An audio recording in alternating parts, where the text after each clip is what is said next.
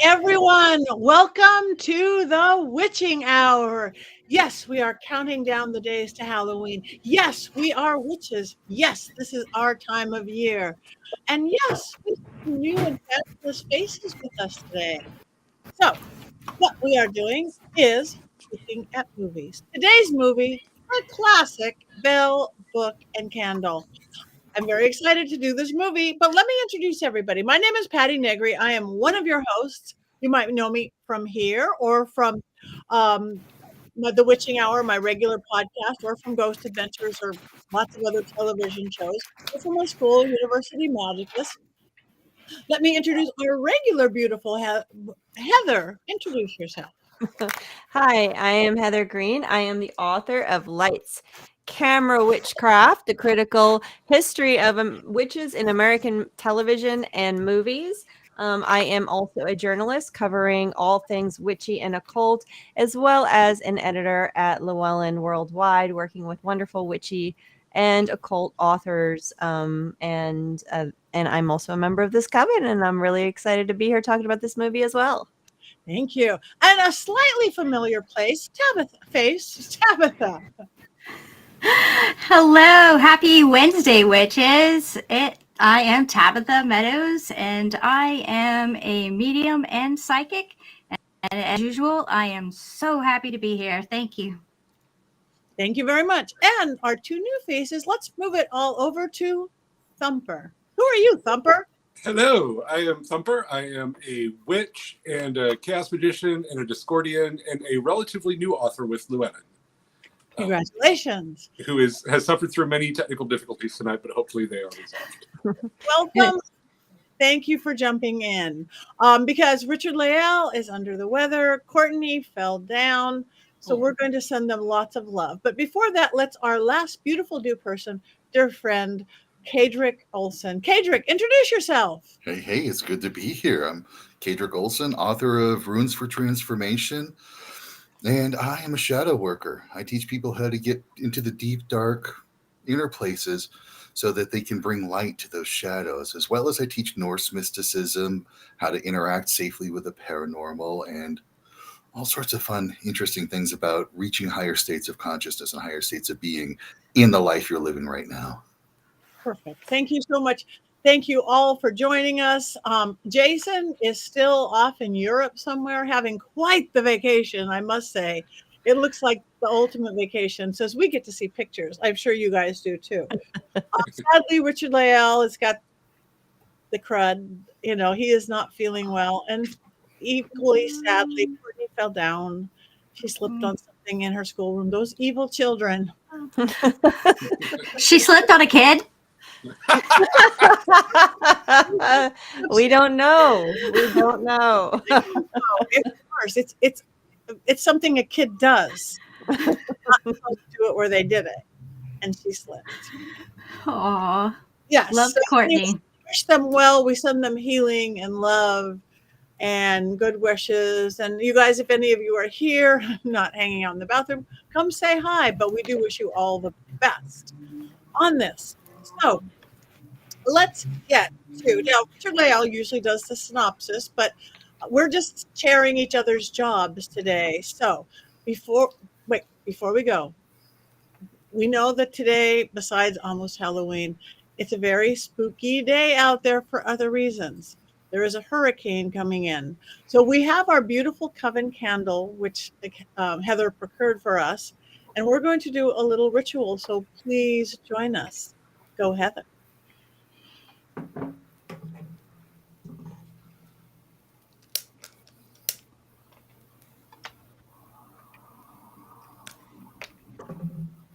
I'll light this so you guys can see.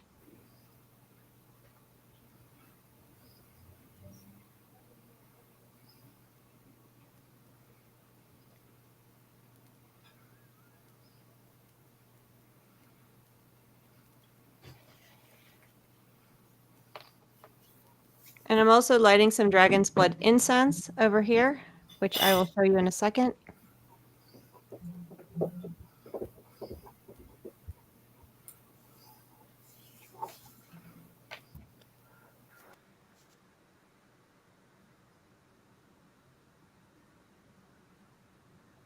Thank Patty? you. That is beautiful. And I put together a little chant spell for everybody in the wake of bad weather wherever they are. So you guys can repeat this yourself if you want. And it's right here in the thing. So just make it however you want. I always say the three things. Maybe light a candle if appropriate, especially if you're in the dark. But winds may blow and skies may cry. But in this space, protection lies. Rain may fall and thunder roar. Keep us safe within this door. Earth below and sky above, wrap us in your boundless love. Let light surround, let shadows flee, safe from harm, so mote it be.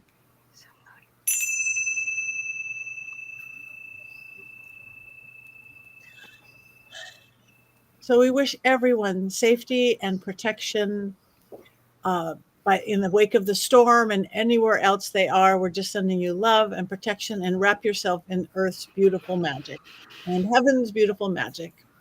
And So mote it be. so mote it be. Yay. All right. Back to our beautiful movie for all of you who still have electricity. So in being Richard-Lael for our movie, Bell, Book and Candle, 1958. We've been wanting and planning and hoping to do this movie for a long time, and it finally came to streaming. So Richard-Lael usually does our synopsis, our unbiased synopsis, but instead we are passing it over to the beautiful Heather. Yeah, so I'm going to do I cannot even match Richard-Lael's ability to do an unbiased synopsis. So I'm going to do it really quick and then skip to my part, but I'm going to give you a sense of what happens. Basically, there's this woman who's bored with her life, and it's Christmas Eve, and she's really bored with her life, and she doesn't know what she wants to do. She doesn't know how to get out of who she is and where she is. And she sees this cool guy that lives upstairs, and she says, well, maybe I'll seduce him. So she just seduces him, and her crazy aunt actually breaks into the apartment and messes with the phone and does all this kind of stuff first. And then he turns out to be a publisher, and I don't even know what, I can't even begin to do what Richard-Lael does. So he turns out to be a publisher, and he's going to publish this book about magic and witchcraft. And the guy thinks he knows all about it, but he's not a witch. And then he discovers that the woman, Gillian's brother, is a witch. So they devise to create this book all about witchcraft, and she doesn't want him to find out. So she thwarts that with magic, and then finally tells him and says, I'm a witch. I'm really a witch. He doesn't believe. Then he finally believes. And in the end, she realizes, wait a minute, it's not all a trick. I actually do love him. And she realizes she loves him, and she cries and she blushes and she does all the things witches can't do, and then falls in love with him. And Jimmy Stewart falls in love with her, and all the world is good. And they live happily ever after. And they live happily ever after. So that's the best I can do. And that is, like, I am so not doing a Richard-Lael job. So I apologize. I know you guys all miss the truly unbiased synopsis that Richard-Lael gives. Sure. So maybe I need to just go into my part and forget your part. Yes. Because we'll get to the story as it goes along, because there's so much to this movie that needs to be shared, and I think all of us will be able to share all of these things. So I'm going to do my part, which is the 5 things you need to know about the movie, which include the context of the movie. I always love to do that. Then we're going to talk about its original source material. Then the actors, we'll do a little bit on those because we have to. And then a little bit of the witchcraft in there, and then the giant allegory that a lot of people don't know about. So I'm going to start with context. This is 1958. This is golden era Hollywood. Hollywood was under their code, their censorship code. So there was lots of restrictions on what you could and could not show on screen. Which means the film is very codified in terms of, things that they could portray now. You won't see. You'll see long B-roll on during old Hollywood, you would see B-roll of like nature scenes when it was supposed to be scenes of lovemaking and stuff like that. So you have a lot of codification in here. It's very classic Hollywood. It's during melodramas were very popular at this time. Witchcraft was not restricted. You could show witchcraft on screen, but it could not be sexy that much, and it wasn't ever treated as real. So this was before witches were ever in horror movies. Witches were never in horror movies at this time. So this is very much a fantasy movie. Witchcraft is treated as kind of fun, not real, just kind of a fantasy what if kind of a thing. So it fit in the Hollywood scope. So that's the major piece of the context. The other piece of this context, and this really gets into the play, which is its origin material. So I'm going to go to 2 before I give this context piece, because we got to talk about that. So this was originally a play. Now you can see this dirty little actor's copy. This is actually the actor's audition if you were to do the play. My high school did it. So, and I was the stage manager. So here was my copy of the actual play. And I've had it all these years because I'm like that. So it was written by John Van Druten in the early 50s. It was written and it was on Broadway I think it ran for a year and a half. It was very successful. The play was written during the McCarthy era. And this is when we get to that context piece. The McCarthy era is the Red Scare. This was a moral panic that happened, if you don't know what it is, during the 50s, where everyone was afraid that the commies and the Russians were coming to get us. This was literally a giant fear, just like we have similar fears that are happening now, or the Satanic Panic. This was another moral panic that happened in the very conservative 1950s. And there's so much more to it than that. But this play was written during that. And you can tell it's written during that. And one of my favorite lines from this movie was when he says to her, well, what have you been up to? Something un-American? And she says, oh, no, very American. I think it's like old American. So Early American. Early American. Early American. So she's referring to Salem, clearly, because they mentioned Massachusetts later on in the play or in the movie. But he says un-American. So when the play was first aired and when the movie came out, it would have been very, very current for them to hear the word un-American. What are you up to? Un-American activities? That was literally, to us today, would seem a little bit less. There would be less context to that. There would be less of a meaning that was powerful. Then it was way more powerful because the House of Un-American Activities had just happened, or was happening, or had been disbanded by the time the movie had come out.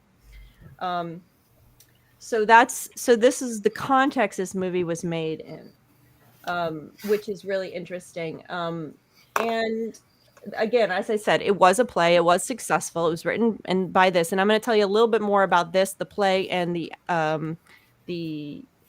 writer of the play a little bit in number 5. But that is how this movie got made. It was a successful Broadway play.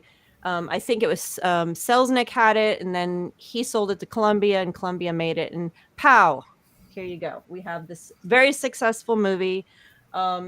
It was not it was treated like it was going to be a blockbuster. It didn't turn out to be a blockbuster, but it has stood this test of time, and it is probably one of Jimmy Stewart's. Well, I love Jimmy Stewart. We'll get into that later. This is supposed to be unbiased. So let me go to number 3, to Jimmy Stewart. Whoa, we're going to talk about him. So everybody probably knows who Jimmy Stewart is, and if you've seen It's a Wonderful Life, that's where most people know him from if you're not a movie person. But he is absolutely phenomenal. He is in one of my favorite Hitchcock movies, Rear Window. He's in Rope and Vertigo. Actually, he's in one of my all-time favorite old movies, Philadelphia Story. And you have to look up the drunk scene in Philadelphia Story. And he is absolutely brilliant. Absolutely brilliant. He died in 1997. We also have Kim Novak. She was in Vertigo with Jimmy Stewart. She is... doesn't have as many credits to her name, but she's mostly known for the Hitchcock stuff is where people mostly know her from, if not this. Of course, then we have, and yes, and I do have the Kim Novak is actually still alive, which is she's in her late 90s, I think, at this point, and she's an artist as well. I think that's what she's doing nowadays. Jack Lemon. If you don't know him from this, you will recognize him from, he was in the fabulous movie The Apartment. He was phenomenal in Some Like It Hot with Marilyn Monroe. He was, of course, probably best known for his role in The Odd Couple with Walter Matthau. More recently, Grumpy Old Men. He's been in a ton of stuff, and he died in 2001. You have Hermione. I keep wanting to say Granger, but it's Jingle. She is. She plays. What's the name of her character in this one? Mrs. DePass. Mrs. DePass. And you'll recognize her. I just put her up in my 31 Days of Witch movies. She was also in played a witch in a 1969 kids movie. She was in The Music Man. She was in Gigi. She was in just a ton of stuff. You recognize her from her voice. You have Elsa Lancaster, who is a ton of things. She was in Mary Poppins, Murder by Death. I have the list over here. She got her start as the Bride of Frankenstein in 1935. She died in 86. And then Ernie why can't I read my Ernie Ernie Kovacs. And he is, thank you, Ernie Kovacs, for some of my brain stopped there. And I mean, Ernie Kovacs. He died in 1962 in a car crash, unfortunately. His comedy style is often credited. His comedy style is often credited as the inspiration to so many comedians today. He's been credited as an inspiration to Saturday Night Live. It's a sort of spontaneous kind of way that he does his stuff. He was credited as being an inspiration to Johnny Carson, to even Mystery Science Theater 3000. I mean, he was a powerhouse back then. It was a very short time that he was actually doing his shtick, but because of his early death. But he is another powerhouse, and people would have recognized him then, and he would have been a big draw. So this is a loaded cast, especially for the time, even if today younger people might not recognize some of them, except Jimmy Stewart. So that is next. Now, the witchcraft in this movie. So some people, obviously, this is fantasy. They're not doing anything that you might recognize, but it's not that far off. And I think there's some really interesting things. There's some codified things that are problematic in here. Of course, the link between her interest in anthropology and African sculpture and her being a witch is one of those things that is problematic. That's another conversation. But they do a lot of energy work. We talk about a Pyewacket is a symbol or is a character that comes out of the witch trials. The name supposedly a familiar, so there's a link. Someone did a little bit of research. Is it something we would practice? No. But it isn't that far off. I mean, some of the lessons, like the love potions, the love spell and stuff you see her doing is energy work. So it's not like fantasy like you see some other fantasies. And we can talk a little bit about that. But the key thing here in this one is witchcraft in this movie, similar to I Married a Witch, is very much tied to a woman's power. So we're talking about the allegory here is that she basically has to give up her freedom of who she is in order to be in love with someone, in order to get married, in order to express true womanhood, to blush as a symbol. So there's a big symbol of femininity here. There's a big symbol of female agency, very common to this period of time. So that's my feminist side of it. But there's another allegory, number 5, we're going to skip to now. So number 5 is the other allegory that a lot of people don't realize or know about, but is fascinating. So John Van Druten was a gay man in the 1950s and had to hide it. This movie is a giant allegory for what it was like for him to live in that life in New York at that time. He was from the UK. He may even have known about witchcraft from his upbringing. I do not know. I don't have evidence of that. But what I do know is that he moved to New York and he had to hide who he is. He had to hide his sexuality. and he had to live in Hollywood and Broadway and all the jobs he had in the closet, literally in that way. And so this play and a lot of the other works he did are discussions of what that's like without being overtly discussions. And this witchcraft here and witches here are an allegory for that community. The zodiac is an allegory for that community that was hidden. And so if you go back and watch it, once you know that, you can hear it in the actual text. When Queenie is sitting there and she says, sometimes I sit there and wonder what they know. I can't remember the exact line, what they would think if they knew. What would you say if I told you I was a witch? Something like that. She says, I sit there and think about what if they knew. Mm-hmm. And they say it a number of different times in different ways. Are you sure you're like us, or you're one of us, or there's a play throughout. So I urge you, if you didn't know that about it, go back and watch it again, because it's a totally different movie. Not a totally different movie, but a deeper movie, a more meaningful movie, not just fun and not just Jimmy Stewart and not just Kim Novak and not just witches and fun and Christmas. It is actually has a way deeper meaning, makes the movie more purposeful and important. So those are the 5 things that we need to know. So now I can shut up and we can hear about everybody else's experience with this movie. Thank you so much. That was fabulous. And I did not know all of that. That is brilliant. Thank you, Heather. Who wants to go first? Tabitha? Yeah. No, wait, Tabitha. Oh, no. Tabitha.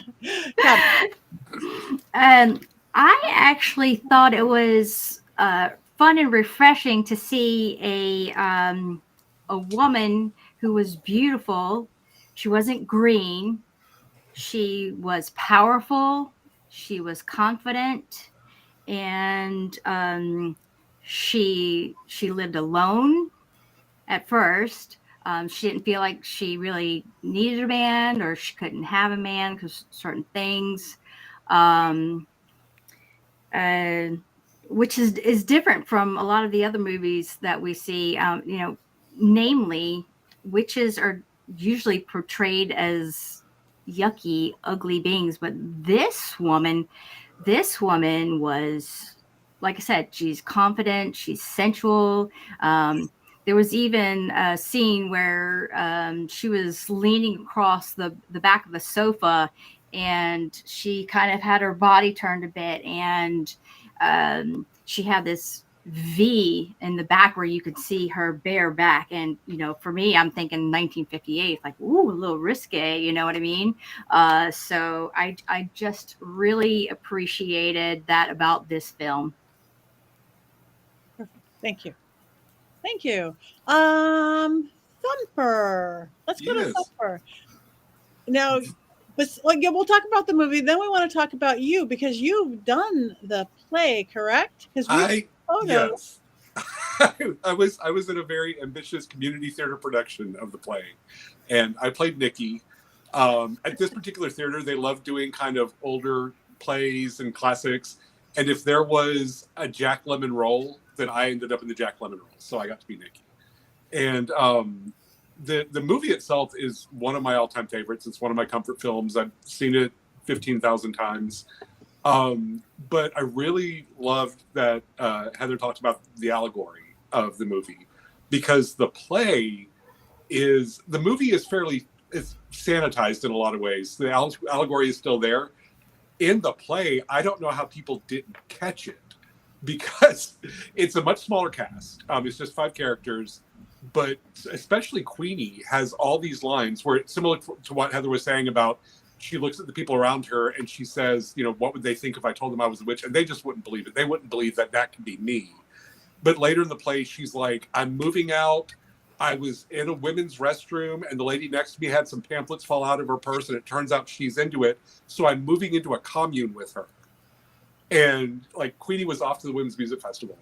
But every line in the play is just sort of dripping with this, and it's very thinly veiled. And I really appreciate how John Van Druten did that, because most audiences would go, "Oh, they're witches. How exotic." But anybody who was of the LGBTQ community in the audience would go, "Oh, wow, this is about me. I get this." And it was very liberating in a lot of ways, to have something that mainstream audiences could appreciate and a standard Broadway audience could appreciate, but that was also very, very subversive. So that's what I got out of it. I get very excited about this movie. Thank you. I do too. Kadrick. Hey. I have to admit, I've never seen it. This is interesting for me. I'm learning all sorts of things. Ah, okay. Well, then we won't ask you, but we appreciate you being here anytime. I'm going to go to the simple side of things. I want every dang outfit that Kim Novak wore. Seriously? Yes. Every outfit. Talk about fashion icon. The cloak. I mean, witchy, but high fashion. And she would. She is sexy and beautiful and smart and intelligent as any movie star, any idol, anybody I had ever seen. I don't remember seeing it when I was young, but I would have wanted to be a witch and wanted to be her right then and there. Period. That period. I thought it was interesting too, speaking of her costuming, that at different points in time, they would have different colors on her. Like when she was in love, they had red on her.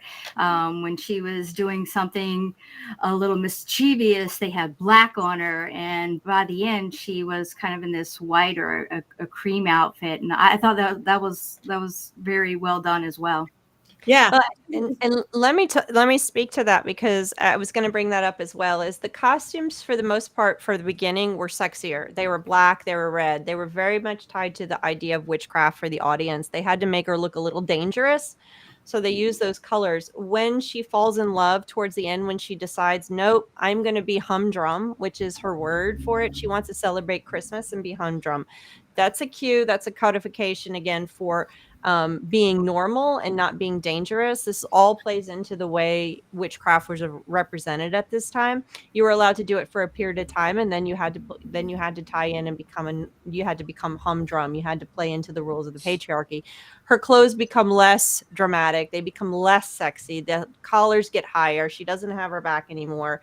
The colors are no longer black and red, which is why I wore my black and red for her. I noticed. Yeah, so she that is one of the ways Hollywood tells you, and I actually do a workshop on this. It's one of the ways Hollywood tells you whether a woman is dangerous or not at the time. And during the coded period of time, women were not allowed. It is actually written into the Hollywood censorship code about what a woman can wear and can't wear. And so they push the limit a little bit with that V back. That's that's pushing the limit for it. But that was to define her as dangerous. And so then they pull back okay, we can allow it as long as the movie corrects for that and ends the movie showing that was not the way to behave and that women should behave this way. Remember, this was a conservative time. But it's what's really super interesting, and I just lost my train of thought. Oh, I know what Tabitha was saying about her being so beautiful, and what Patti, you said about her being so beautiful, and you want to be a witch like that. And I talk about my book about the subversive readings. The movie's supposed to be telling us what women are supposed to be telling us, are supposed to be telling women, this is fun for a while. This is the dangerous woman. Now you have to play by the rules, and this is how you do it. This is how you're going to cry and blush and all this stuff and get your man and all. Okay. But a lot of women read exactly what you did, Tabitha and Patti and myself, where we go, no, we like the other one better. which is why witches have changed over the years, and now we see those as the heroes. But it's really fascinating because that's exactly, a lot of women said, no, I like the Kim Novak in the black and red way better. Yeah, no, and when she got all good and she lost her powers in that horrible little white dress. I mean, it's vanilla.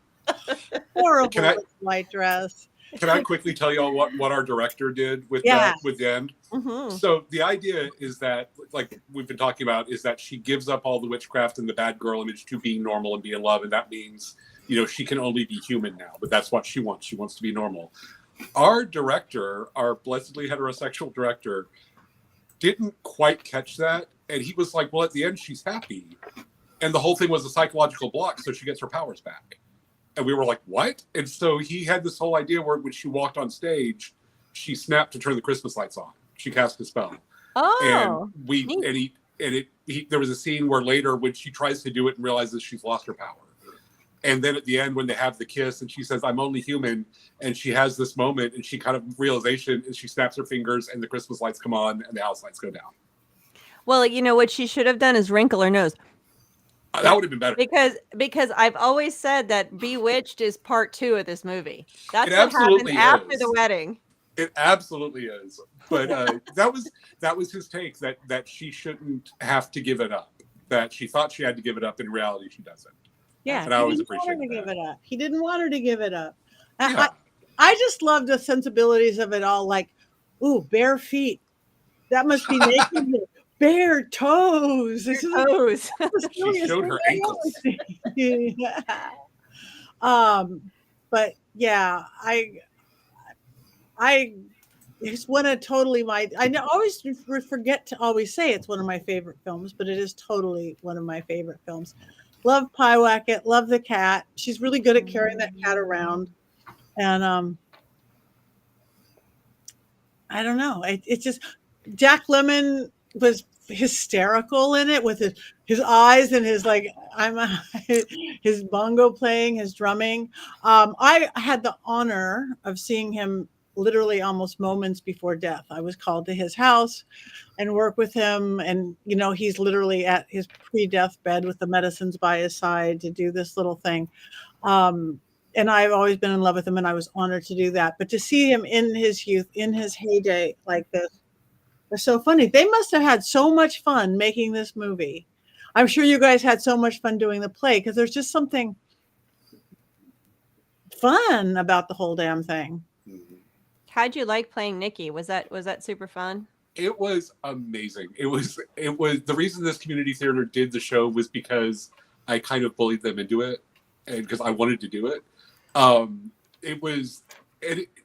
Just the experience itself was wonderful. We had a lot of witchcraft books on set. One of our actors brought a bunch of old books to decorate with, so we had copies of first editions of Paul Hewson Mastering Witchcraft and What Witches Do on the shelves behind us. The high priestess of my coven brought her 8-year-old to see it, and to a matinee, and apparently he got very upset because I come on stage and start talking about how great it is to be a witch, and this poor little 8-year-old went, Mom, he's not allowed to say that. We talk about this. We don't talk about that in public. And he had this little meltdown in the audience because Uncle Thumper was just outing himself to a bunch of strangers. But overall, it was just it's a very there's an irreverency to Nikki that's a lot of fun to inhabit, where he understands that Gillian is trying to play by the rules, and he is not at all interested in that, and it acts as a really wonderful foil that way. Oh, thanks. Anybody else have anything about the movie? Oh yeah, Siamese cat. We saw that Siamese cat, purebred. That was a good cat. If we're ready to move on, I am trying to fill in for Courtney. Not very well. I did jot down some quotes though, because I love the writing in this. I love the dialogue in this film. I can just repeat and repeat, because I'm not usually a quote girl, whatever I am. So I just wrote down a few. When Shepard Henderson said, that girl, Gillian Holroyd, she's one. A witch? Yes. Well, she never learned to spell.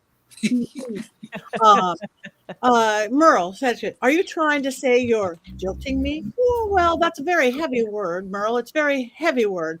Let's just say we're uncoupling. That was a cute one. Or when Shepard said, hasn't this cat got anything better to do? Couldn't you go give him something to read? And get Jillian again. Oh, Pyewacket. What's the matter with me? Why do I feel this way? It's such a rut. The same old thing, day after day, same old people. I know I'm feeling sorry for myself, but it's true. Why don't you give me something for Christmas, Pye? Meow. I like. Meow. I'd like something different. I'd like to meet someone different. And then, well, back to Gillian. But what on earth are you doing, Pyewacket? Somebody gave him my address. Maybe what Trevor says. Okay. A couple more. When it's surprised that Gillian breaks down into tears, they're back together. How did it happen? It just happened. It does sometimes. No, it only happens one way. The story is that it only happens when you fall in love. And it's been happening to me too, Gil, ever since I walked in here. Only it's real this time. Oh, Shep. Oh, has this been the real all along? Who's to say what? That was so romantic. Oh, Gil, don't you want to stop crying now? I don't think I can. It's only human. I don't understand, Nikki. She's in love. I'd rather be dead. That's a good one. And the rest, nice having you over. I've got one. Okay, please. This is the one I mentioned earlier. I actually have the quote. Queenie says, I sit in the subway sometimes on buses or the movies, and I look at the people next to me and I think, what would you say if I told you I was a witch? That's the one that's the very clear code of what, just sitting there thinking, what would you say if I said I was a witch? Right. That's the one I was trying to think of earlier. And I think that is it. And yeah, I already said the un-American one, so that's another one. That's a good one. Doing something un-American, that really stood out to me as well. Yeah, very American. We'll catch her at El Morocco. She looks like she's been living in a pickle barrel. I don't even know what that means, but it was funny. They also say something about theosophies early on. I think it's Queenie that mentions theosophy. Yes, because the theosophist, yeah. The person who lived in the apartment before Shep was a theosophist. That's right. And he was very pleasant. Yes. right. When Nikki said, you know what it says on love potions? Shake well, but don't tell. Shake well, but don't tell. My favorite line comes from Merle when Shep takes her to the Zodiac Club and she goes, "This is the scrabby end." And I just feel like that is such a vivid description of how she felt. That's fantastic. It's such a good movie, and I think the writing is because it was a play written by a seasoned and celebrated playwright and writer, so it wasn't just thrown together. It's in these old movies, they tell stories so well without all the CGI, without trying too hard. And then when you get just really good actors, Jimmy Stewart, I know I keep saying how much I love Jimmy Stewart. If you watch some of the moments Jimmy Stewart does, he makes some of the movies without the words. He'll just all of a sudden he'll make a face. Like when he has Pyewacket near his shoulder and he's just like the face. I'm like, that to me is brilliant. I mean, I could watch him and he does this again. Someone put in the chat that they love old movies like this. I urge you to go to Philadelphia. Go to the movie Philadelphia Story. There's no witches in it. This is Katharine Hepburn, Cary Grant, and Jimmy Stewart. And look up the drunk scene in A Philadelphia Story, and you will see Jimmy Stewart at his best. C.K. Dexter Haven all the way. It is the funniest scene, and it shows you what a brilliant actor this man is. And you can see it in this movie when what does he fall on the ladder in this movie or something, where he goes up the ladder and then falls.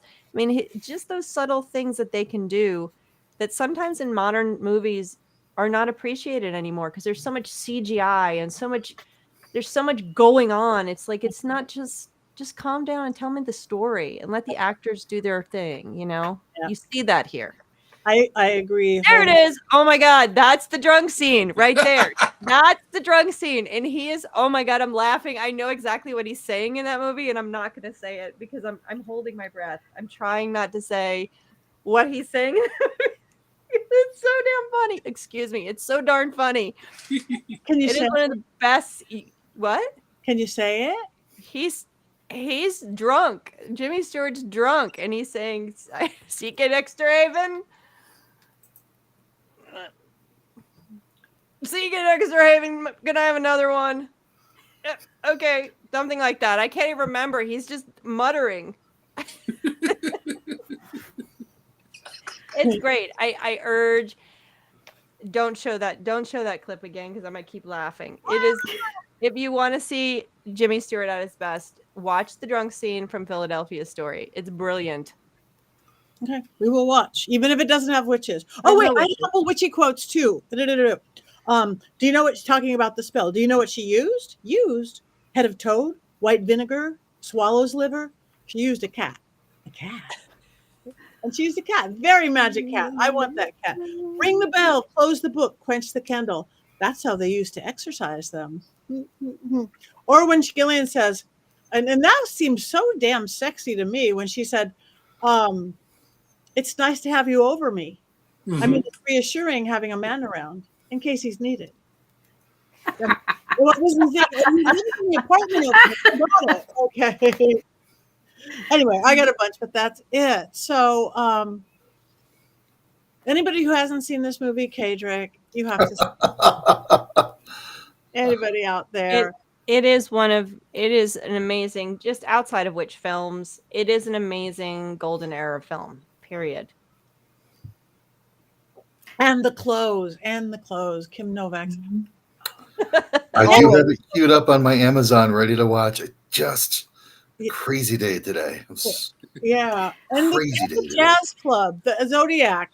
Oh, that's not something I've seen represented in movies a lot. That whole, I don't know if that's beaten it or whatever it was, the witches of that secret thing. Just loved it.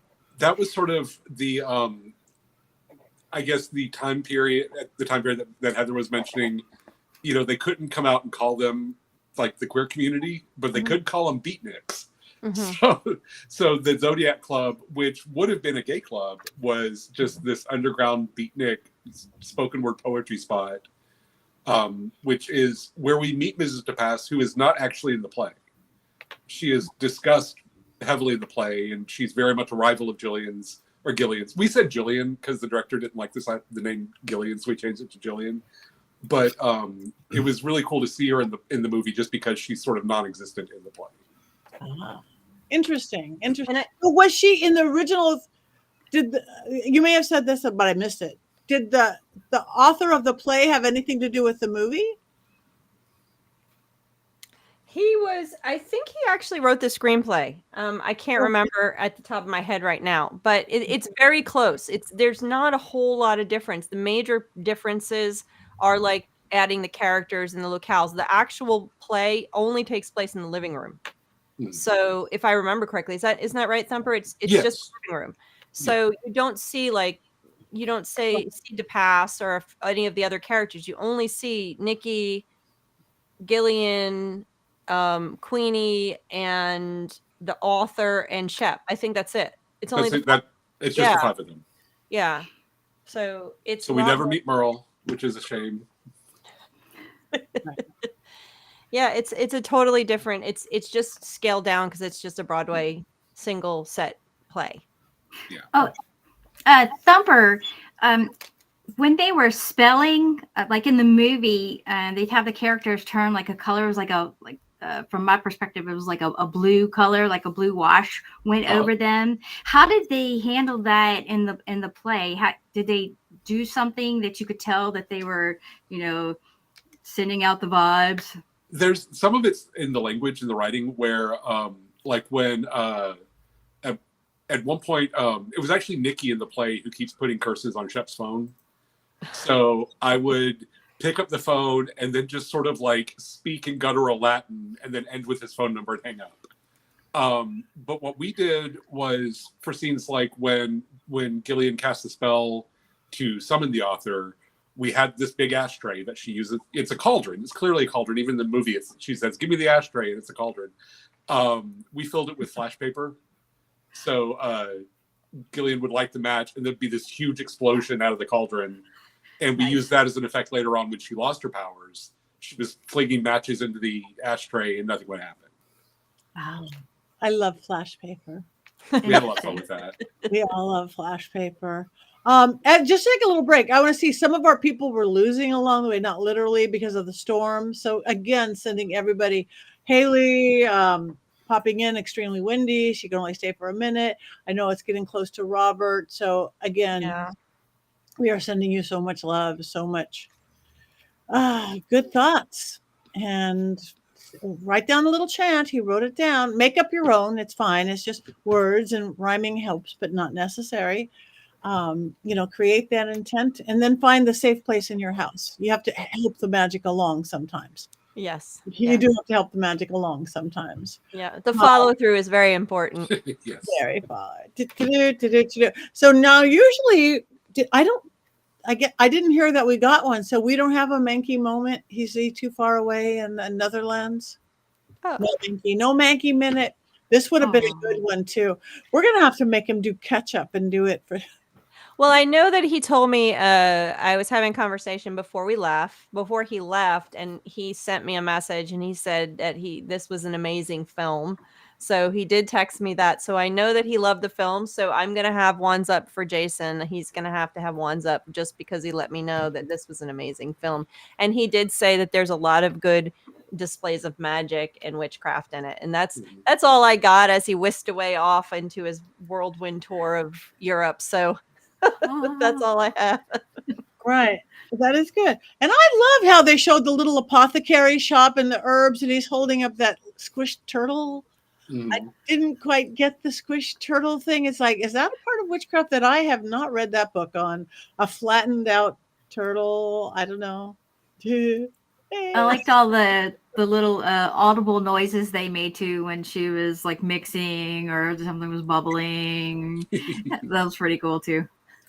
Yeah, that was funny. That was really good. Yes, we will have Colin yours work. He's going to have to do a Mankey movie minute marathon. Every film that he's done pretty good while being gone, because he is on quite the trip. We do still have a little bit of time left. What do you guys want to talk about? Halloween is here, we have Halloween. And if you guys haven't seen it, look at Heather's 31 days of witches. So tell us about that, Heather, because everybody here should go see that. Well, I do it. I've been doing it for, I don't know, for 4 or 5 years now. I do 31 days of witch movies, and I do it from obviously October 1st through the 31st.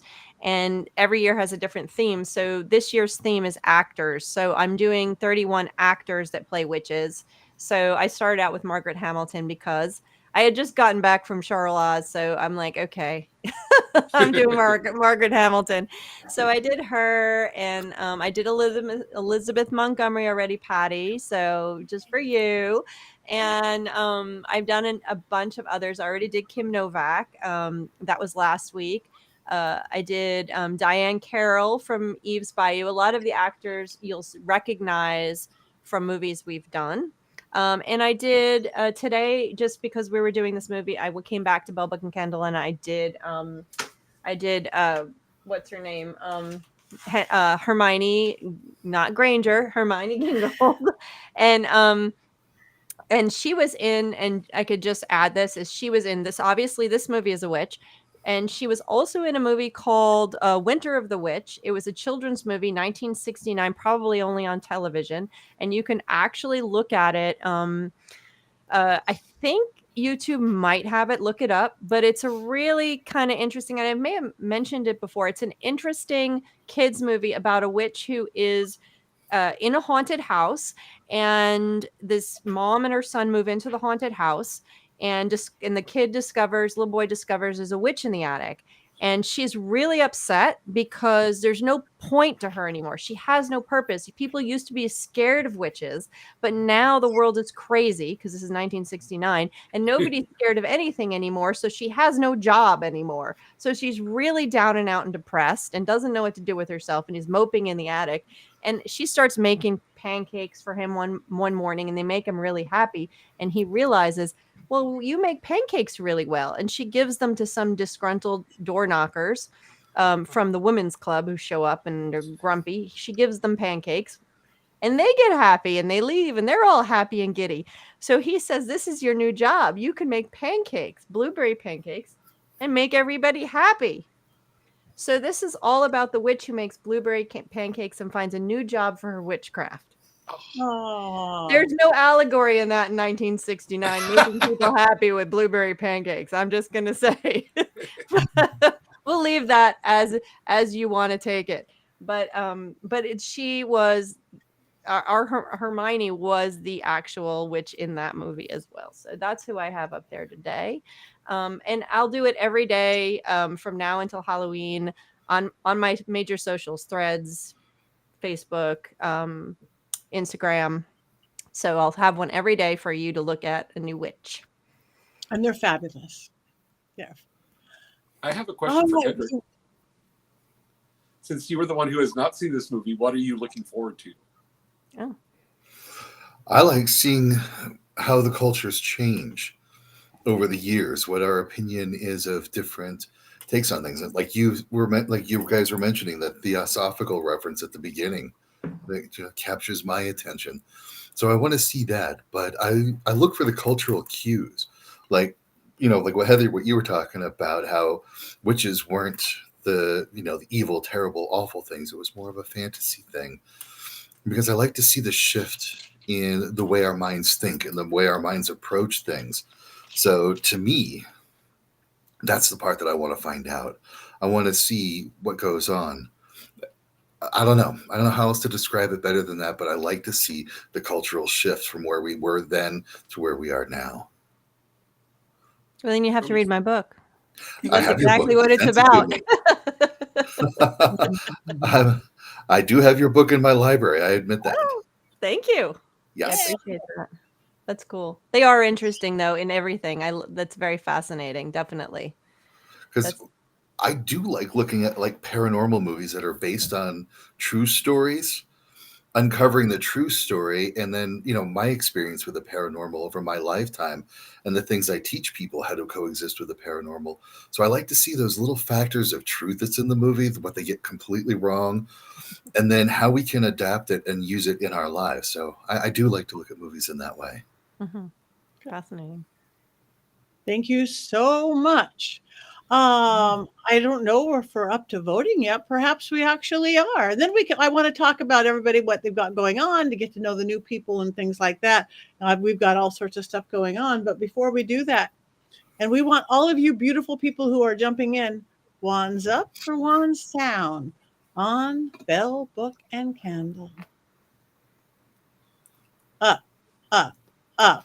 Oh, this is for Jason. He's going way up too. I'm voting for him because he told me on text. He has no choice. Okay, we are up. We are up. This is a unanimous up across the way. Everybody out there that still has electricity, jump in. Wands up and horns up from Kelvin. Wands up. And again, I don't know if Courtney's out there or Richard-Lael is out there. We don't think Jason's out there, but we wish you well. So not just to borrow and shuck it up. Wands up. 1958 is a special year to you. 58, flying year. No question about it. Wands up. Up, up. This may be. Oh, wait a minute. Wands up for Kadrick's voice. Thank you. Yes. Way up. Indeed. Always. For a movie that ditched the stereotypes. Yeah. Ditched the stereotype. I just want her wardrobe. So anyway, we've got. What are we watching next week, Heather? We're watching. It's for your birthday celebration. We are watching Bewitched, the movie. You better watch it.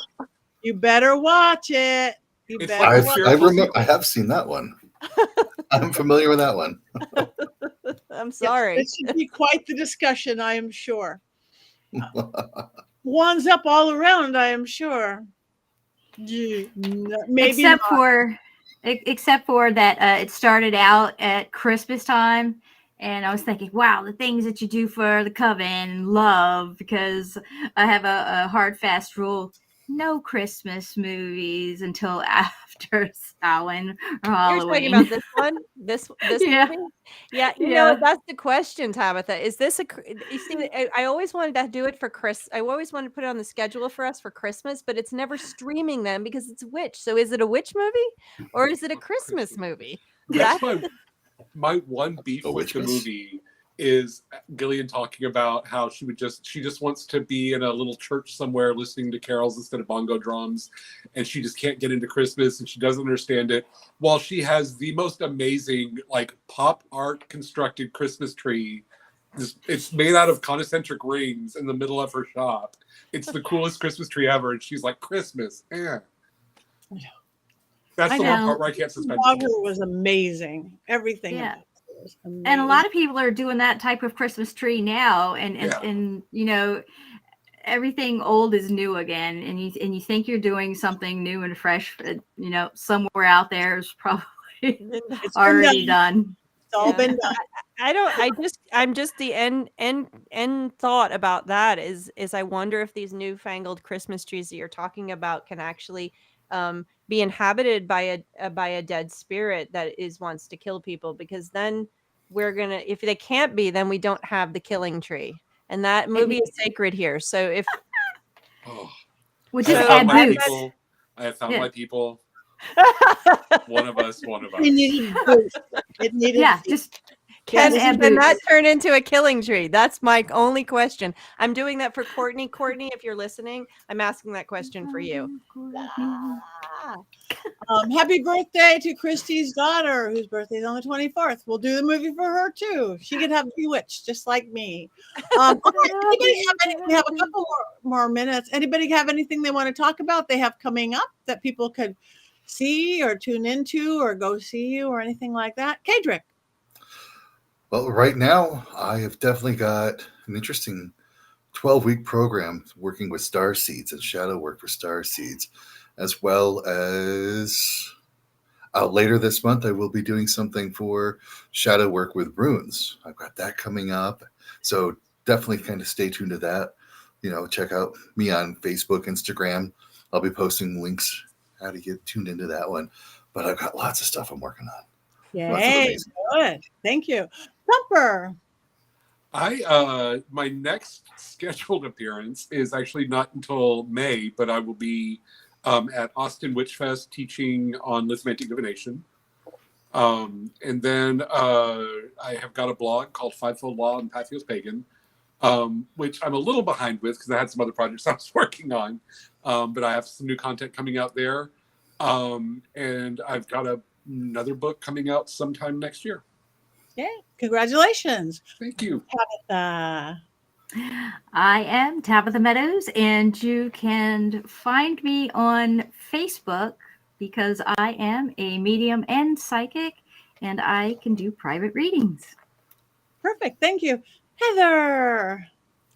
I'm working with my authors right now and working on some articles as well, so that I'll announce those when they come out. But I will be doing something in Atlanta for Halloween on the 19th. If you're in around the North Metro area, I will have that announced on my socials. But we'll be doing with two other wonderful witches. We'll be hanging out at a Barnes & Noble in Marietta, Georgia for a couple hours, signing books and doing readings. So that'll be coming up here very shortly on the 19th. Perfect. Thank you. For anybody, yes, this is my new book from the Nice. coming out. It'll be out in 2025. I'm so happy with it. Look at that beautiful cover. I had nothing to do with the cover. It's just great. If you're in the Southern California area, I'm going to be appearing Saturday on a Women in the Paranormal panel at the Orange County Paracon. It's right by Disneyland, ocparacon.com. Next weekend, I'll be in New Jersey at the Supernatural Soiree on a battleship in Camden, New Jersey, doing a midnight seance and a big blowout party put on by April Bissett and Ghosted Magazine. And then I'm heading for New Orleans because that's what you do at Halloween. On Halloween itself, I'm going to be doing a ritual with Bloody Mary, the Voodoo Queen and Bloody Mary. We're doing a lifting of the veil, Halloween, like 5, 6 o'clock. And then I'm heading over to our first of 4 vampire events at the House of Blues with Endless Night. And then I get busy. No. So again, follow us all on social media. You can find us all. PattiNegri.com. You can get to my legitimate social medias and things. If you're ever confused by which of the 72 fake Patti Negris are me, you can get there from there. And I want to thank you guys for all coming out here. All you people in the storm's wake, and I know the winds are blowing there. So, thank Thank you. And let's come back next week. We have one more thing to do. And I love to have the new people do it with us because they should have cackled in the movie. That's all I can say. They did some weird stuff. They did some weird chants that I couldn't quite hear to make